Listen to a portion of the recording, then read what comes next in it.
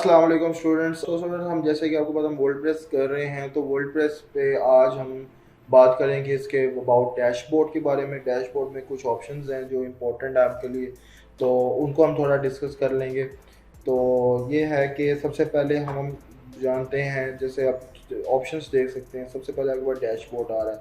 ये डैशबोर्ड में आपको कुछ कुछ क्विक आपको असेस दे देता है, जहाँ पे आप कुछ चीज़ें देख सकते हैं। लेकिन मेन जो बात हमारी स्टार्ट होती है वो होती है जैसे आप देख सकते हैं पोस्ट।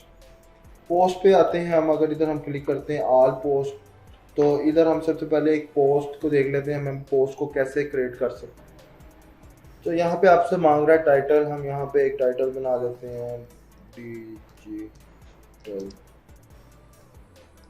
मार्केटिंग, ठीक है। और यहाँ पे वो आपसे एक बॉडी कंटेंट मांग रहा है, हम कंटेंट दे देते हैं उसको कुछ इस तरह से, ठीक है। अब इसमें आपके पास कुछ बेसिक एडिटर आपके पास मौजूद है, जिसमें आप बेसिक चीज़ें कर सकते हैं। हम जैसे कि मैं चाह रहा हूँ कि मैं इस पे मैं एक हाइपर लिंक लगाना चाह रहा हूँ, तो मैं इसको क्लिक करूँगा और यहाँ पे मैं अपना कोई भी लिंक है, जैसे PNY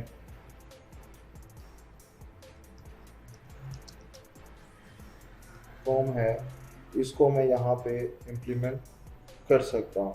तो ये आप जैसे कि देख सकते हैं कि ये मेरा जो टेक्स्ट है ये एक हाइपरलिंक बन चुका है, ठीक है। ये फॉर एग्जांपल मैं आपको बता रहा हूँ।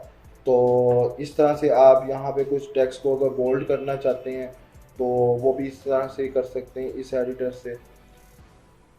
आप इसको क्लिक करें, ये यहाँ से बोल्ड हो जाएगा, ठीक है। पैराग्राफ्स में आप देख सकते हैं बहुत सारी ऑप्शंस हैं, ये आप अपने हिसाब से इसको हेडिंग बनाना है, जो करना है आप इसको कर सकते हैं, ठीक है। अब हम बात करते हैं कि मैं चाह रहा हूँ कि मैं यहाँ पे एक इमेजेस लगा दूँ, तो मैं यहाँ पे एक फीचर इमेज के ऑप्शन में आता हूँ।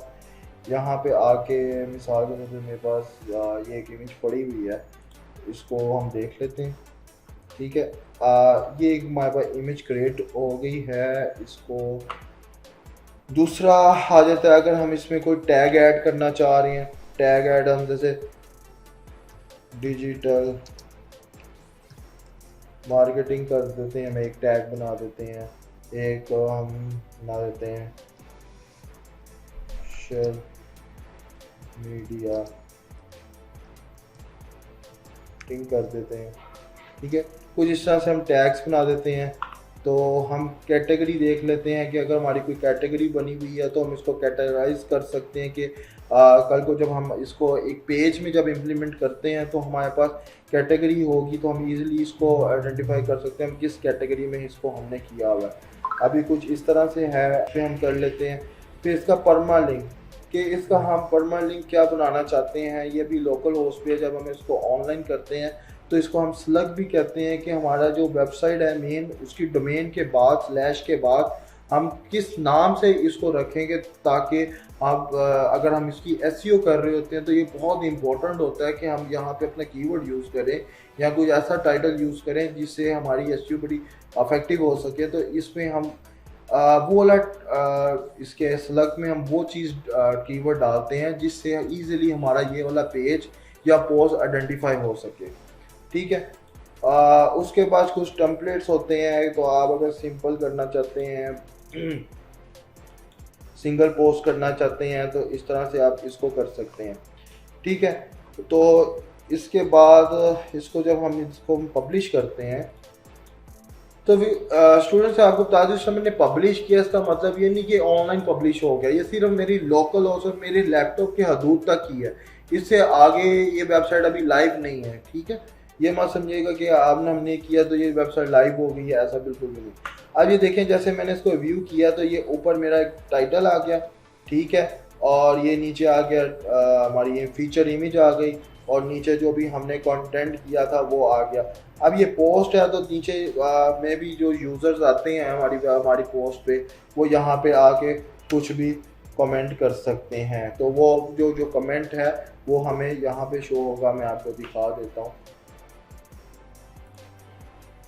अगर वो कोई कमेंट करते हैं तो जो नीचे हमारे पास कमेंट्स की ऑप्शन है, तो यहाँ पे आइडेंटिफाई होना शुरू हो जाएंगे कहाँ कहाँ से कौन से कमेंट्स हमें आए हैं, ठीक है।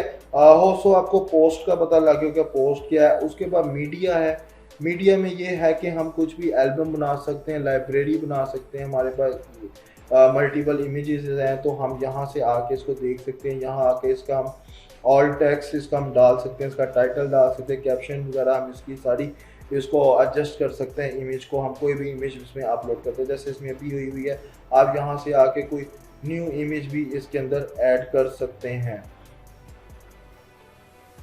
ठीक है, तो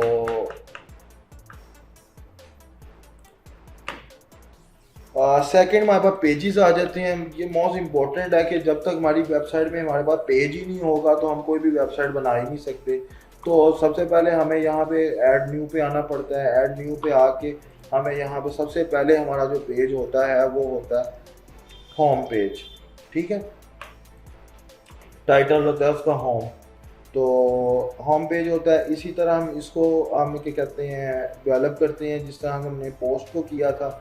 ठीक है, तो इसमें हम इसमें कंटेंट डाल देंगे कि कौन कौन सा हमारा मिसाल कोई हमारा कंटेंट है, इस पर भी हमने पेस्ट कर दिया, इस पर भी हमने वो कर दिया। लाइक टोटली इसको हम लाइक जैसे हमने पोस्ट किया इसको भी हम फिर सेम ही उसी तरह ऑप्टिमाइज कर सकते हैं। अच्छा, अब नेक्स्ट हमारे पास है अपीयरेंस। अपीयरेंस में बस हमारे पास होती हैं थीम्स। थीम्स को हम कैसे देखते हैं, इसके वाले हम अलग से लेक्चर देखेंगे। थीम्स को हम पूरा इंस्टॉल करेंगे, इंस्टॉल करके फिर कुछ हम प्लगइन इंस्टॉल करेंगे। इसके अंदर हम एक वेब बिल्डर है जिसको हम एलिमेंटर कहते हैं, एलिमेंटर इंस्टॉल करेंगे। ये हम इसको बाद में पूरा एक वेबसाइट जब क्रिएट करेंगे तब हम इसको थीम्स को देखेंगे। लेकिन आपको बता दें अपीयरेंस में थीम्स होती हैं। यहाँ पे कुछ फ्री में आपको कुछ टेम्पलेट्स दिए थीम्स दी होती हैं जिस हिसाब से आप उसको कस्टमाइज़ कर सकते हैं। ठीक है, उसके नीचे आ जाता है हमारे पास प्लगइन्स। स्टूडेंट्स, प्लगइन्स एक मोस्ट इम्पॉर्टेंट थिंग है कि इन एसईओ ये इस तरह के सॉफ्टवेयर्स होते हैं आप इन वर्डप्रेस जो आपको काफ़ी हेल्प करते हैं आपकी बैकएंड में कि आप इजीली वर्डप्रेस को आप कहते हैं ऑप्टिमाइज कर सकें। ठीक है, तो इसके लिए बहुत सारे प्लगइन्स हैं हमारे पास। वेबसाइट वर्डप्रेस में हज़ारों लाखों की तादाद से हमें प्लगइन्स मिल सकते हैं, तो इसको भी हम डिस्कस करेंगे प्लगइन्स को हम कैसे इंस्टॉल करते हैं। ठीक है, और उसके बाद हमारे पास आता है यूज़र्स। यूज़र में हम अगर मिसाल है कि एक मेरे पास एडमिनिस्ट्रेटर का यूज़र है और एक मैं चाह रहा हूँ कि मैं किसी को एडिटर बनाना चाह रहा हूँ या किसी को एडवर्टाइज़र बनाना चाह रहा हूँ, तो इस तरह से बनाना चाह रहा हूँ, तो मैं यहाँ से उसको अपने वर्डप्रेस डैशबोर्ड की एक्सेस दे सकता हूँ। यहाँ पे जाके मैं अपनी इंफॉर्मेशन दूंगा और उसको एक न्यू पासवर्ड क्रिएट करके दे दूंगा ताकि वो आके देख कर सकते हैं। देखिए जैसे देख सकते हैं ये हमारे पास ऑप्शन हैं, एडिटर है, ऑथर है, सब्सक्राइबर, इस तरह की हमारे पास ऑप्शंस हैं जो हमें उनको रोल कर सकते हैं। ठीक है, फिर हमारे पास प्रोफाइल आ जाता है। प्रोफाइल में हम अपनी प्रोफाइल सेट कर सकते हैं, इमेज लगा सकते हैं, इस तरह से हम कर सकते हैं।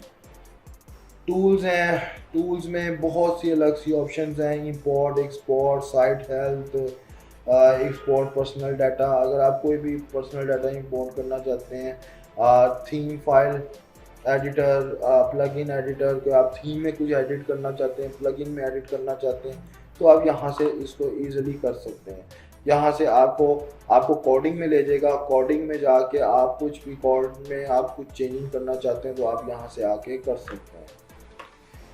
फिर हमारे पास सेटिंग्स आ जाती हैं। सेटिंग्स में वही चीज़ें आ जाती हैं, जनरल सेटिंग्स। अगर आप कोई साइट का टाइटल चेंज करना चाहते हैं, ईमेल चेंज करना चाहते हैं, ठीक है, तो इस तरह से डेट टाइम फॉर्मेट चेंज करना चाहते हैं, इस तरह से आप कर सकते हैं। और इस तरह से मल्टीपल ऑप्शंस हैं। आप परमालिंक्स डिफ़ॉल्ट परमालिंक किस स्टाइल का रखना चाहते हैं, ठीक है, तो आप वो इसको प्रॉपरली कस्टमाइज़ कर सकते हैं। मीडिया जैसे कि मैंने अब बताया कि थंबनेल्स के साइजेस क्या हैं, ये प्रॉपर आप यहाँ पे इसको कर सकते हैं।